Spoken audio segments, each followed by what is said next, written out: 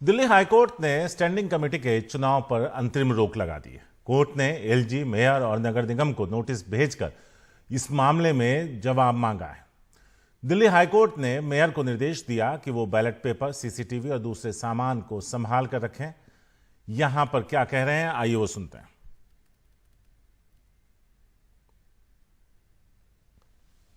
कल जिस तरह से आपके सामने पूरा इलेक्शन शांति से कंडक्ट हुआ था, काउंटिंग भी बिल्कुल शांति से हुई थी, मेयर के सुपरविजन में हुई थी और जो उनका असिस्ट करने वाला स्टाफ है उसने एक एक वोट को काउंट करके उनको रिपोर्ट दे दी थी।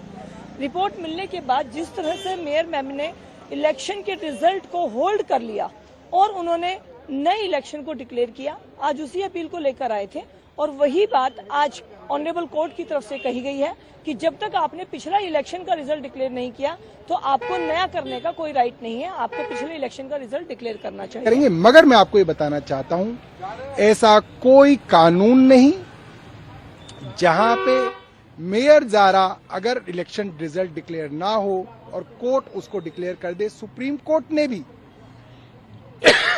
इस चीज के लिए माननीय हाई कोर्ट्स को मना किया है कि आप इलेक्शन प्रोसेस के अंदर जो है दखल जो है वो ना करें। दूसरी बात, सबको समझने की बात है, एक बारीक बात है, जब इलेक्शन का रिजल्ट डिक्लेयर हो रहा था तो भारतीय जनता पार्टी के पार्षदों ने मेयर के ऊपर हमला किया, जानलेवा हमला किया और सारे बैलेट पेपर लूट लिए। ये सब टीवी चैनल्स ने दिखाया है। जब बैलेट पेपर ही लुट गए तो मेयर के पास जो रिजल्ट था वो भी मेयर रिजल्ट डिक्लेयर नहीं कर पा रही हैं क्योंकि बैलेट पेपर लुट गए। हालांकि मेयर के रिजल्ट के मामले में आम आदमी पार्टी को 4 सीटें और भारतीय जनता पार्टी को 2 सीटें मिल रही थी।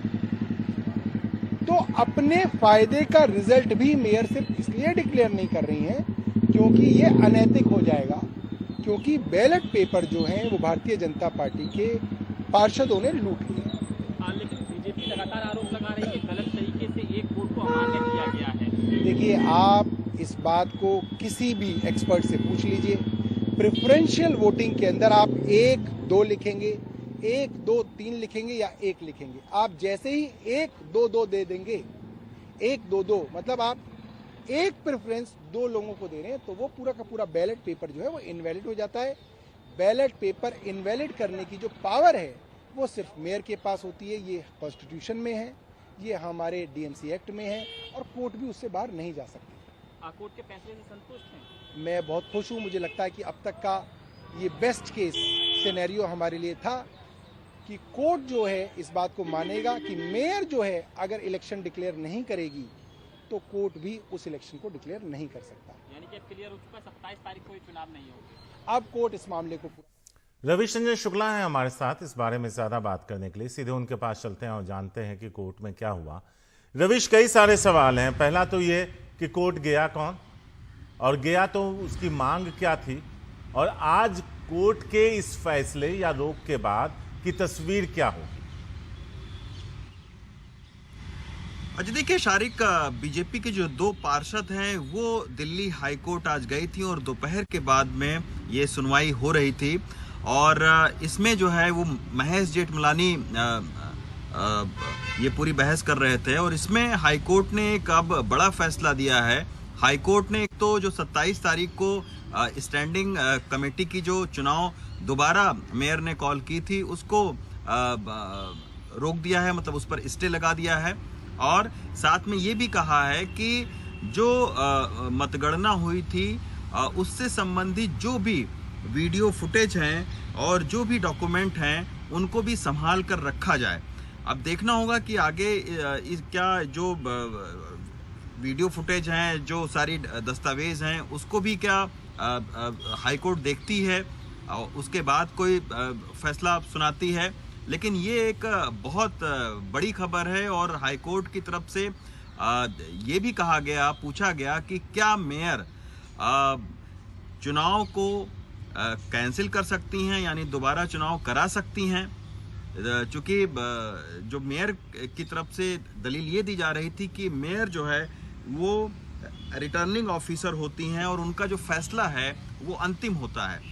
तो ये दलील जो है दी गई, तो उसके ऊपर में हाई कोर्ट ने ये कहा कि क्या मेयर जो है वो इस तरीके का जो चुनाव है वो जब वोटिंग हो चुकी है तो क्या वो दोबारा चुनाव कॉल कर सकती हैं? क्योंकि देखिए शारिक, इसमें जो बीजेपी का तर्क था वो ये था कि जो वोटिंग हुई है कल वो शांतिपूर्ण तरीके से हुई, मतगणना भी शांतिपूर्ण तरीके से हुई, लेकिन जब वो एक जो वोट है उसको अवैध करने का जो निर्णय था मेयर का, उसके बाद ये पूरा हंगामा शुरू हुआ। जबकि मेयर की ओर से ये लगातार कहा जा रहा था कि जो एक वोट है वो अवैध था, तो इसके वजह से वो अवैध वोट के बिना पर अपना निर्णय सुनाएंगे। कल हालांकि कई बार मेयर ने रविश, ये भी आपको कहा रोकना कि चाहेंगे, वो जो दिल्ली के मेयर हैं वो क्या कह रही हैं वो सुनते हैं। री इलेक्शन को स्टे लगा दिया गया है तो हमारी जीत ही हुई है, क्योंकि कल जो सदन में हुआ आप सबने देखा, मीडिया ने पूरा चलाया, कैसे काउंटिंग के बाद तरीके से काउंटिंग की प्रोसीजर को कंप्लीट नहीं होने दिया गया और कैसे बीजेपी के काउंसलर्स ने स्टेज पर आकर मुझ पर हमला करा और साथ ही इसीलिए इसी वजह से मैं स्टेज से बाहर निकलते अपनी जान बचाती हुई गई। तो बहुत ही शर्मनाक और दुर्भाग्यपूर्ण घटना कल हुई। तो मैं कहूंगी आज का दिन हमारे लिए बहुत अच्छा रहा, हमारी जीत रही और आने वाले टाइम में कुछ ही दिनों में हाई कोर्ट में शायद दोबारा से सुनवाई हो और फिर हम देखेंगे माननीय जो हमारे जज अली ओबराय को सुन रहे थे। रविश, आपके पास वापस लौटते हैं। उस एक वोट की अहमियत कितनी थी और दूसरा जो वजह बताई गई उसे रद्द करने की, वो कितनी सही या कितनी गलत थी? जी देखिए शारिक, अब ये पूरा मामला कोर्ट में है तो कोर्ट ही डिसाइड करेगी कि आखिर किसके तर्क में कितना दम है। लेकिन दोनों ही पार्टियों का तर्क अगर मैं आपको बताऊं तो जो मेयर हैं उनका ये कहना है कि चूंकि जो एक डमी बैलेट पेपर दिखाया गया मीडिया को और भेजा गया, उसमें ये था कि जो प्रेफरेंशियल आधार पर वोटिंग होती है उसमें 1, 2, 3 प्रेफरेंस देने होते हैं, तो उसमें 2 दिया गया, फिर उसके नीचे 2 दिया गया। अब बीजेपी का ये तर्क है कि चूंकि वरीयता के आधार पर वोटिंग होती है तो इसमें जो 2 दिया गया वरीयता वो बीजेपी के कैंडिडेट को दिया गया, जबकि आम आदमी का तर्क ये है कि 2 बार दोनों अलग अलग कैंडिडेट को दिया गया। हालांकि ये दोनों ही कैंडिडेट जो है वो बीजेपी के थे। तो अलग अलग आम आदमी पार्टी का ये राय है कि इस बारे में अगर 2 नंबर फिर 2 नंबर दिए गए तो ये अवैध करार दिया जाता है। बीजेपी का ये कहना है कि चूंकि वरीयता के आधार पर ये वोटिंग होती है तो उसमें अगर 2 नंबर दे दिया गया किसी को पहले तो उसको काउंट करना चाहिए। अब बीजेपी का इसके पीछे ये भी तर्क है कि जो चुनाव आयोग की तकनीकी टीम है वो एक अपने पक्ष में एक पत्र भी दिखाते हैं जिसमें चुनाव आयोग की जो तकनीकी टीम है उसने रिजल्ट लिखकर मेयर को दिया था, लेकिन मेयर ने उस रिजल्ट को पढ़ा नहीं और उसके बाद में उन्होंने ये कहा कि एक वोट इसमें अवैध होता है। आम आदमी पार्टी का ये तर्क है कि चूंकि एक वोट अवैध जो है वो मेयर ने इसमें पकड़ा है तो मेयर फैसला सुनाएंगे कि आखिर अब किसके पक्ष में ये चुनाव जाएगा।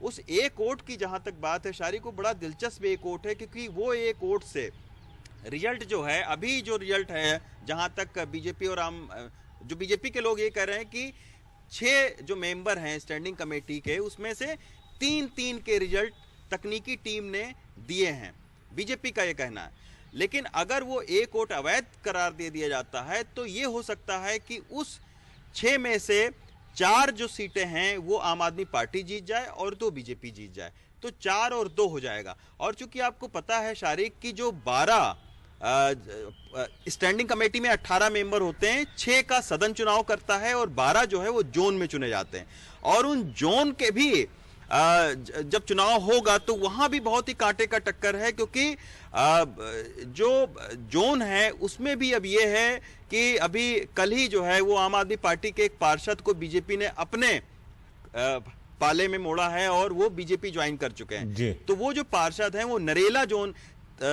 ऐसा है जहां पर उनके एक वोट से बीजेपी वहां पर जीत रही, तो वहां भी कंडीशन वही है कि बहुत ही कांटे का टक्कर है और अगर 10 वोट जो है अगर किसी भी पार्टी को नहीं मिले तो जो है वो पार्टी का चेयरमैन स्टैंडिंग कमेटी का नहीं हो सकता है। और स्टैंडिंग कमेटी का अगर चेयरमैन किसी पार्टी का नहीं बनता है तो बहुत मुश्किल होगी, खासतौर पे आम आदमी पार्टी को, क्योंकि कोई भी प्रस्ताव होता है वो स्टैंडिंग कमेटी से पास होकर फिर मेयर के पास जाएगा। अब जब स्टैंडिंग कमेटी में बीजेपी का अगर बाई चांस रहता है वहां अध्यक्ष, तो कोई भी पास ही नहीं करेंगे तो वो फिर मेयर के पास में क्या जाएगा। तो एक बड़ा कॉम्प्लिकेशन, एक बड़ी जटिल प्रक्रिया है। और यही वजह है कि उस एक कोर्ट के लिए आपने देखा कि लड़ाई झगड़े, कोर्ट का दरवाजा खटखटाया गया, पुलिस के पास गए लोग, तो इसी वो एक कोर्ट के लिए ये सारी जद्दोजहद हो रही है। संक्षेप में रवीश, जो भी हुआ वो शर्मनाक था, कोई दूध का धुला नहीं है।